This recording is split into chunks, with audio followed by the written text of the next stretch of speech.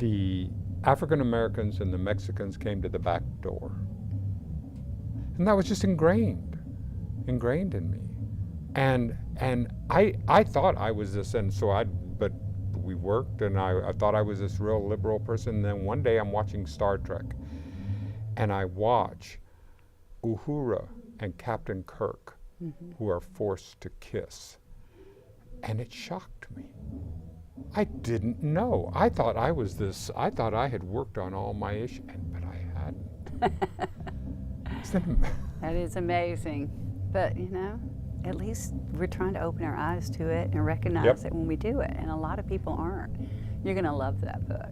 Oh, I think so. And it's called White Fragility. Fragility. White Fragility. By Hi, Robin everybody. DeAngelo. This is Peggy Morton, and Are we we're starting? having a conversation, and absolutely. Okay. So, and you now, Peggy, can you talk a little bit about?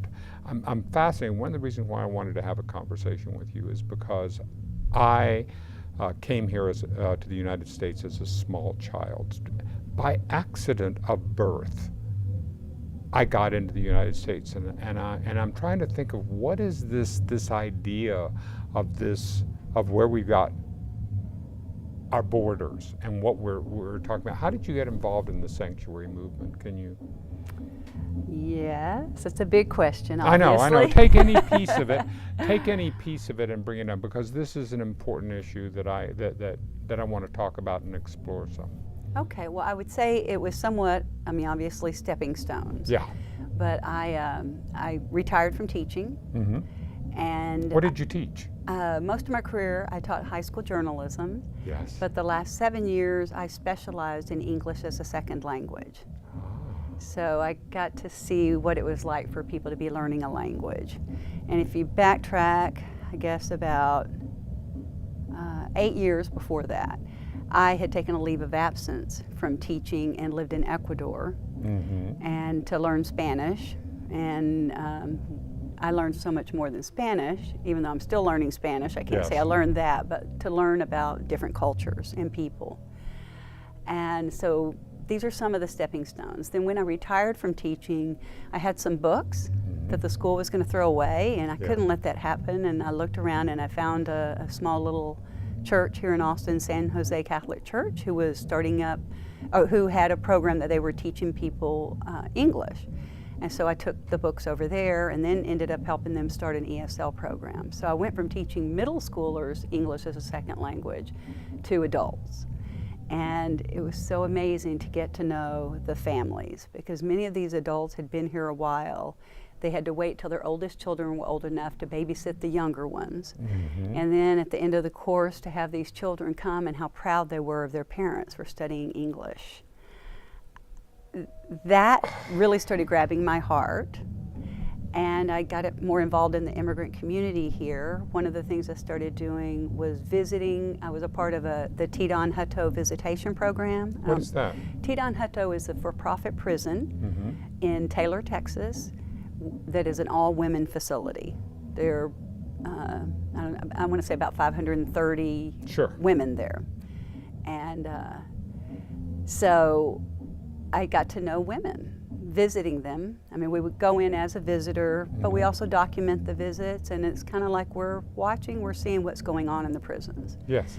And so I heard amazing stories of courage and a need for them to escape violence in their own countries, and they come to our border. They're put in the hieleras, the ice boxes, for anywhere from 2 days to 2 weeks, and then they pass a credible fear exam and think, oh great, we take them to these for-profit prisons where our taxes spend about $150 a day per adult incarcerated. I don't really spend that much money a day myself living. So anyway, and so it would be a strange mix of, I would meet these women, get to know some of them, because I would visit them at least once a month, sometimes every 2 weeks, and sometimes they would be released and be on the road to have their political asylum, and other times they would be deported. When they were deported, I got more involved in the Austin community, meeting undocumented folks who have lived here for years, Of course, we give them the keys to our homes, to come and clean our houses, to Absolutely. nanny our children, to tend to our yards, and they're not a security risk. They're loving, wonderful people. Yes. So anyway, through that involvement, I started bringing some immigrant groups into my church, First Unitarian Universalist Church of Austin. And so we got to know people, and then a friend of mine brought an immigrant woman who had already been incarcerated. She'd been at Tardan, but since she had friends here, they had to scoop her off and take her to Eloy, a different prison in Arizona, because you know, they take them away from any connection if they can. And long story short, she eventually paid a $15,000 bond to get out. She represented herself. And then this attorney failed to file paperwork. She was doing her ICE check-ins, doing exactly what she needed to do. They failed to file some paperwork, and if she had been deported to her home country, Guatemala, she had been an LGBTQ activist in Guatemala, and we felt sure she'd be murdered. Sure. Actually, the cool thing, I was out of town when my friend brought her to the church. He'd called, and I was about to be flying off to see my sister-in-law to Brazil, and but he went on and brought her to the church. They visited with the minister. The minister talked to the board, and that was the beginning in 2015 of the new revised sanctuary movement in Austin. We didn't know what we were doing, but we jumped in.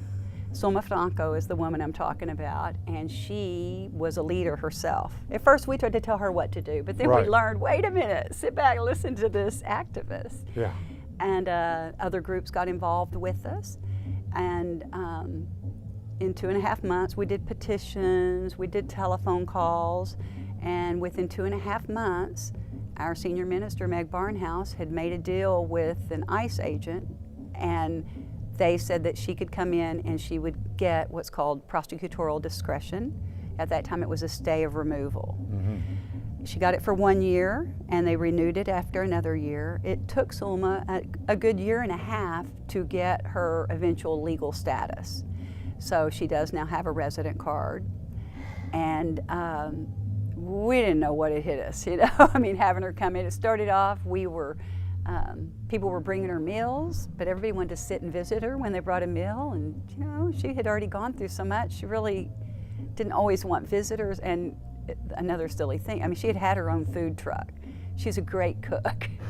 So that's where after a month or so, we learned to instead bring groceries to her, and people started voluntarily bringing groceries.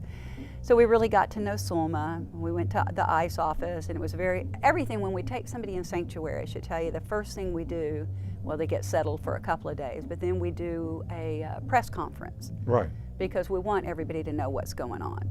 They reach out to ICE and tell them where they are and what they're doing. And, but still, like I say, it was a whirlwind. 2.5 months later, she's free, we're all excited, and then we were just kind of breathing. Well, while Zulma had been in sanctuary at our church, there was another woman that was released from a family detention center, another Guatemalan woman, an indigenous Guatemalan woman, and her son. This is Ilda Ramirez and her son Ivan. And she had come because we had a Hutto visitation potluck at the church, because we would try to do things for Zulma while she was there. So she had some entertainment, some, you know, could meet people, tell her story, build support. And so basically, Ilda had come one night and met Zulma. And she'd come to our church a couple of times. Well, and I didn't tell you, she had lived in the family detention center for 11 months with her son. She had been a part of a hunger strike. And conveniently, right before there was going to be a congressional visit, they let 6 different women out of that family detention center. But Ilda left with an ankle monitor, another part of the for-profit business, and came and lived at a place here in Austin.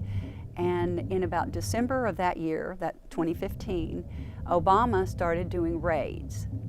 And he said that they were going to be picking up anyone with deportation orders. Well, Ilda was watching the news, and she had a deportation order, but her son did not. His case was still pending, and she was scared. So the first thing she said is, I'll just go live in your church. she told another friend of mine from the church. And when this friend called me, and I'm like, whoa, I think we're still trying to figure out what we did. But there was another church in town, St. Andrew's Presbyterian Church. And so it's like, I think y'all should go visit St. Andrew's. And so they did that, and that's where Ilda and Yvonne ended up. Mm-hmm. And her case was harder. It took about 8 months for her to get, she didn't get a stay of removal. It was still the prosecutorial discretion, but they Right. called it a deferred action. And so she and her son had a year deferred action. Well, fast forward through that year, and new administration, political climate is horrible. Yep. And they, without any explanation, just did not renew her prosecutorial discretion. So, back up a little, another man, an El Salvadorian man, Aledio Gomez, had also taken sanctuary again at our church. We were ready again by this point. And so here we were starting his case, I guess, in August of 2017. Mm-hmm. And Ilda, about 2 or 3, I think in October of that same year, Ilda and her son went back into sanctuary without having their freedom. So our network, it's grown to about 30 congregations and social justice nonprofits. And our main tactic is this physical sanctuary. And so we meet and we run campaigns. We've done lots of petitions and telephone calls. We're really trying to move congressional representatives to step up and use their power to push ICE. Yes. Because they're the ones who employ ICE. And, but it's been very hard. But with the new look of Congress, it's looking like we have more interest. And we're expecting, there are about 33 people, I think, across the country living in sanctuary, taking sanctuary in churches. And of course, sanctuary itself goes back to Hebrew times. Absolutely. And so it's been a safe place. It's just a tradition that ICE doesn't go into churches. Mm-hmm. They don't go into churches, schools, or hospitals. And so anyway, that's a bit of a nutshell there of what I've been doing.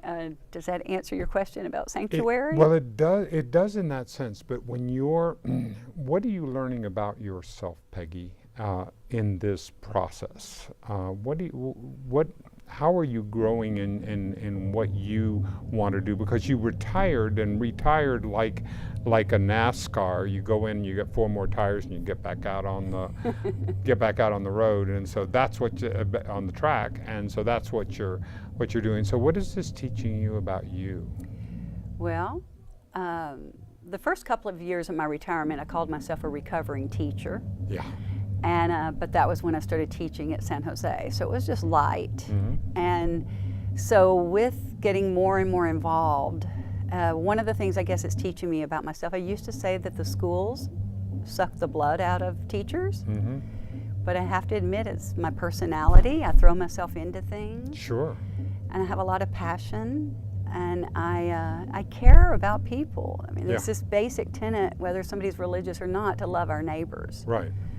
I see the interdependent web that we all are a part of. And now I will say, well, I mentioned living in Ecuador. So I started learning Spanish late in life. Mm-hmm. And so what it's teaching me, well, it's because Spanish is harder for me, it makes me really pay attention more and try to listen to others. Because in English, I'm headstrong and I'm this extrovert, that's learning to back off and acknowledge the introvert side of life.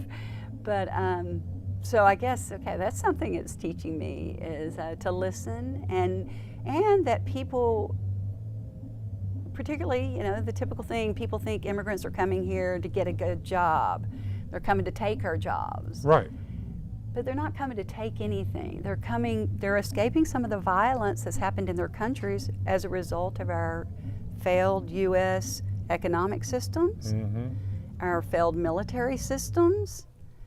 That's the thing that happens is people don't realize what we've done to Central America, to Mexico. Right. And other countries. Any third world country, it's a place to go in and make money off of.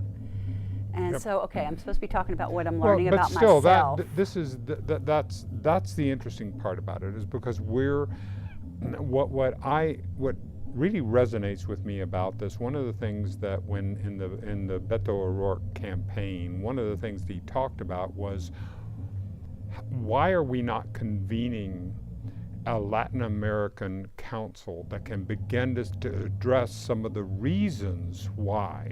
I don't think people want to leave. I know that, like in the Syrians, they would love to be able to stay in Aleppo and stay in their country and to be part of the same way here. If there were ways to address the systemic corruption, we would have an opportunity to be able to, I think the people would love to stay where they are and to be part of that culture. Don't you feel that? Oh, absolutely. Absolutely. They would much rather be in their homeland. And we would like to be visiting their homeland. Exactly. They're so colorful. I mean, everything about their life, they care about nature, they have a good time, they laugh, they... I find this fascinating because people will say to me, well, you don't look like a Mexican. And I go, okay, you have to understand, I was born in Mexico City, and in Mexico City we go from the blackest of black to the whitest of white, and there are Japanese Mexicans, and there are Swiss Mexicans, and French. I happen to be French, but that's just all part of it because it's amalgamation. It's a great blended culture. But the brown skin we're talking about is that we're talking about the Indian, the indigenous population. This is much more of what the issue is about what our own white fragility, as we were talking about it, comes from as the part of that. And that's where I think that we got an opportunity to talk deeper. Well, and that's exactly right. I mean, our immigration system is racist to the core. And that's another thing that's kind of disturbing to me, and something else I've learned is it took me, because I wanted to learn Spanish, to instead learn about a different culture. Yeah. And learn more about what's going on with immigration. And I was 10, 12, 13, 14 when things were happening in our own country with the civil rights, and with the voting rights, and with what was going on, how blacks were being mistreated. Yep. And I realized I was pretty sheltered from that. And so that's another thing. There's a new term called crimmigration. Crimmigration. Yes, because partly we're criminalizing immigrants. Yes. And we've already criminalized our African American population here. Yep. And so so that's the other bizarre thing, that people are like, they weren't born here. Well, wait a minute. And now I have these formerly incarcerated friends who are some of the kindest, most intelligent, they've had a horrible day in their life in the past, and they've learned from it. Yep. But we caged them. And I don't see that as hyperbole. I mean, that is what our incarceration system does. Yeah. And so anyway, to see that overlap, that what we're doing, I remember growing up and learning about lowering the recidivism rate. Mm-hmm. And now, letting people make money, putting profit over people. I already gave you the $150 a day cost for adults in prison, but in the family prisons, each parent and child, it's $300 each a day. We could do something more with them with that kind of money, and that all comes from Congress. They have I think it's a 34,000 bed quota, and then ICE goes and colludes with these private companies. Yeah. And here in Texas, our legislature is going to get back in session soon, and they were really trying to give those for-profit family prisons child care licenses. Yeah. And you should have heard them talk about it. They talked about it as if it was a resort. Those of us who knew better, who've been inside these prisons, were like, I guess we need to take our children and go see if we can get a room at the prison. Exactly. They call them detention centers and residential centers. Sure. But they have barbed wire on the top, and these children go through bed checks every night. And they're not allowed to touch or have human contact in that way. It's a strange. I'm trying to imagine the board of a publicly held corporation that does detention. I'm trying to imagine what that board meeting would look like, sound like. how that would be as they would sit down and talk. Well, if it wasn't for us, maybe, you know, we do what because it's just something that hurts my heart. I mean, there's certain things that I'm just not sure that it's wise to put into the for-profit sector. And I don't think human detention is one of them. Mm-mm. Absolutely not. Because we should take a responsibility for all of us. If we're going to detain a human being, then we should all pay for it and not put it into the private sector. Make sure that we have some kind of accountability and not put in that extra layer in. Well, and accountability does not have to involve cages. No.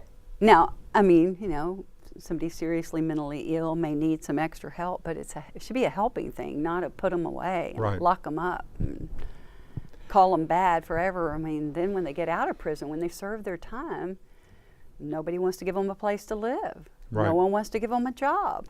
Little box to make sure that you check when you're checking all the time. So what does redemption look like?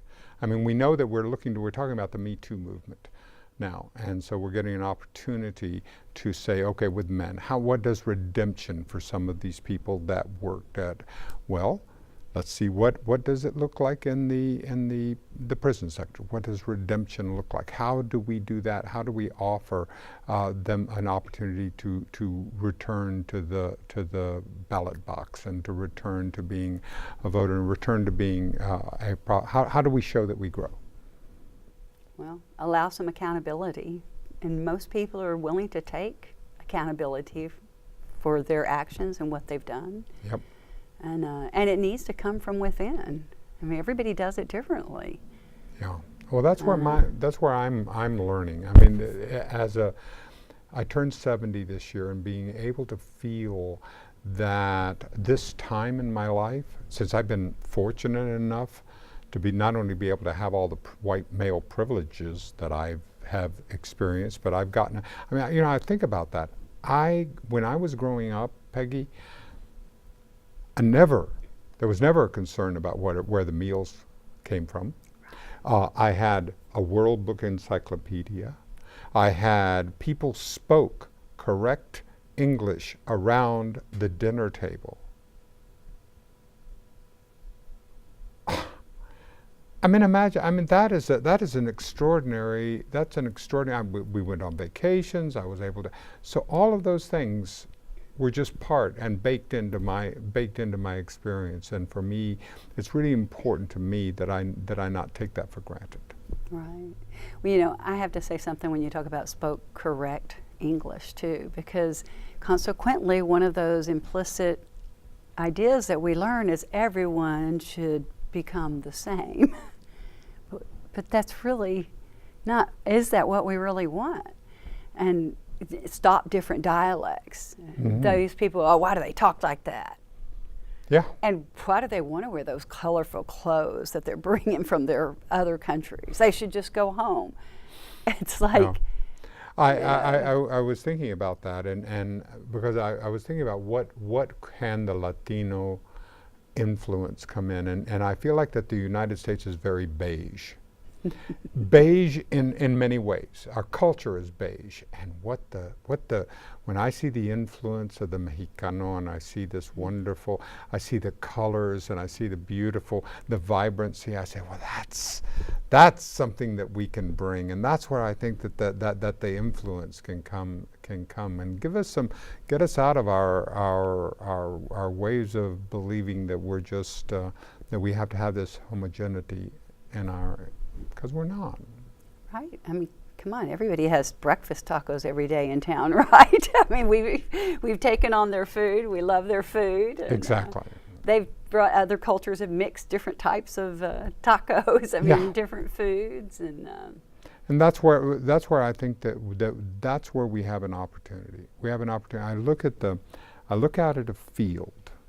And one of the things that I was taught in biology, when I first studied a little bit of biology, that if you have a monoculture in a field, that it will deplete the soil, that what makes it vibrant is to have the different plants in there, because different plants will give different nutrients to the soil, will return, they'll help to pollinate one another, there'll be insects, there'll be all kinds of diversity. That this is the value of diversity. So I take that as a metaphor for us. That there is value beyond what I understand in a diverse culture. I mean, you experienced that from when you went down to South America and went right? Oh, absolutely. I mean, I started in Quito, a big city, but then I moved to a smaller town. This is in Ecuador? This was in Ecuador, a town in Tungurahua, the Baños de Agua Santa. And of course, $3 a day, I could go and have 4 hours of one-on-one Spanish classes. And I had about a 10-minute walk from the little hotel where I was staying to my school. But I learned very quickly I needed to give myself 45 minutes or an hour. Because when I walked down the street and I ran into somebody who I might have met, and they asked, "Cómo estás? How are you?" They meant it. You had to stop. Wasn't just I had to. I mean, it was a pleasure, but yeah, for an American, it's like, hey, oh yeah, I gotta go. And I'm back here, and I'm that way. And I try to slow down for my grandchildren. But like, hurry up, hurry, gotta go, gotta do this, gotta do that. But they take the time to really talk about life and how things are, and the foods, and just everything about their life. We have artificially sped up our lives. I mean, the times that we have it's an extraordinary time now.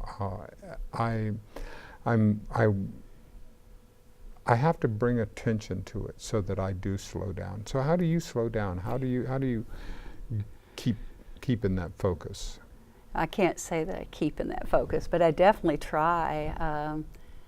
How do I slow down? I mean, I'm really working on it, taking a breath, not saying the first thing that comes to mind.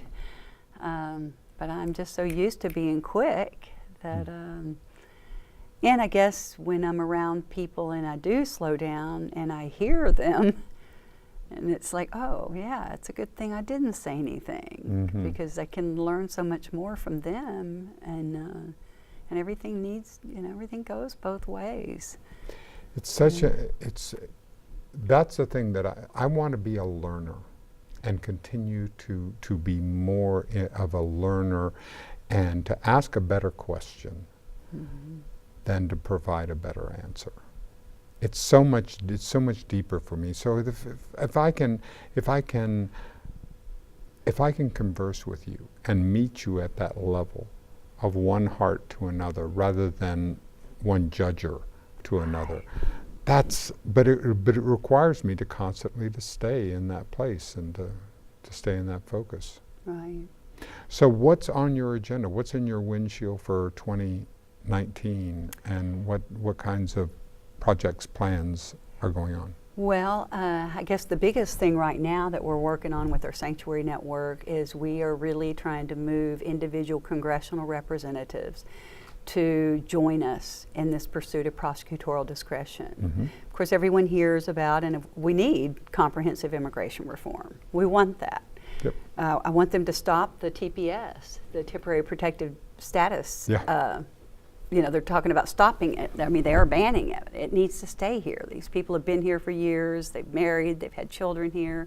And suddenly we're going to send them back to their countries that are somewhat war-torn. DACA, of course, the DACA kids mean the real, I mean, I shouldn't say kids because they're adults too. Sure. But recipients of DACA, that's very important. But there's another thing that needs to happen, because there are people that don't qualify for TPS or DACA. These are people that are picked up in raids that are not any kind of security risk. They're not causing problems. They've been living here for years, doing work that quite often other Americans won't do. That's exactly. And so, we done? We're done. Wow. That went more easily than I thought. Thank you. Sorry, I didn't get to the did I say prosecutorial discretion? Oh yeah, we did. I didn't get to tell you about our lobbying in D.C. last week. Thank you. Thank you. All right, I appreciate it. This is good. Yeah. Were you out there listening? Yes. I guess we don't like to show my purse. Hey Dennis, I'm Ingrid. Hello, Ingrid. I'm trying not to trip you. Don't forget your purse. Yes, she's got that. Okay, great. Thank you so much. you. Y'all have a good one. Ingrid, how do you say your last name? Weigand. Weigand. Yeah. Weigand. Yeah, like a V, Weigand, and a harsh T. Weigand. Weigand. Yeah. Weigand. Yeah. Ingrid Weigand. Yeah. Thank you. You can pronounce it whichever you want to. I would Best we're prefer gonna to do do it this. the way you would. Just to go up to the shirt, yeah.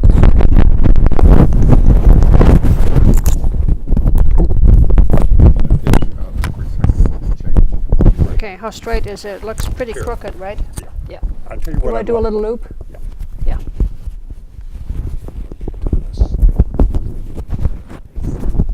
Well, I normally How's do that? behind the camera stuff. Oh, there you go. All right, I'll be I right can back. count on one hand how often I've been in front of the For camera. real? Oh yeah. Well, we're glad to have you.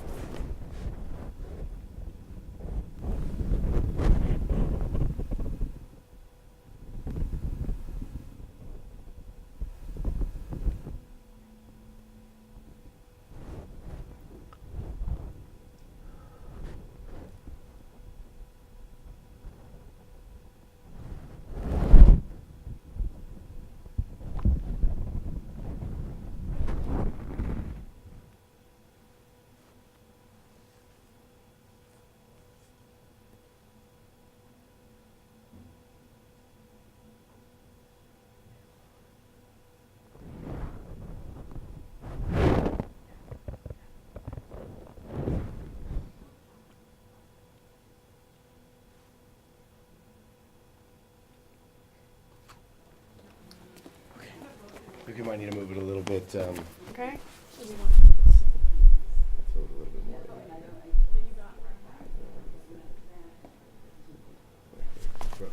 Okay. Okay. And let me know when you want a sound check. You a different person? I am. Good. I am. You're Ingrid Weigand. Yeah. Yeah, I did.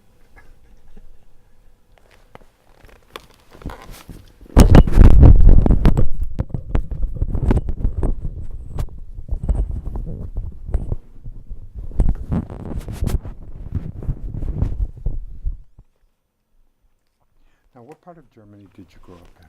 Cologne. Where is that? It's on the Rhine River. It's pretty close to France, seen from here. Yes. I mean, in Germany, distances are considered much larger. So going to Paris would be a huge enterprise, but it really only took 3 hours by train. Yes. Yeah. Oh, I love the train. Yeah, I do too. It's just the to be and so much of the rail there in Europe is just amazing. I know, it's a much better system. Were you science oriented as a young girl in your teens in school? Not really, but I went through the German education system, and Mhm. high school at the time was 9 years. You went from primary school to high school. Right. You either went from primary school to a trade school or to high school. And in those 9 years, we had 9 years of chemistry, 9 years of physics, 9 years of mathematics. So it's a pretty good grounding in general science. But then there was a long time ago. When I did we had 9 years of biology, and I think in my last year of biology, we started talking about genetics. That was the brand new thing. Oh, The double helix, all that good stuff. oh.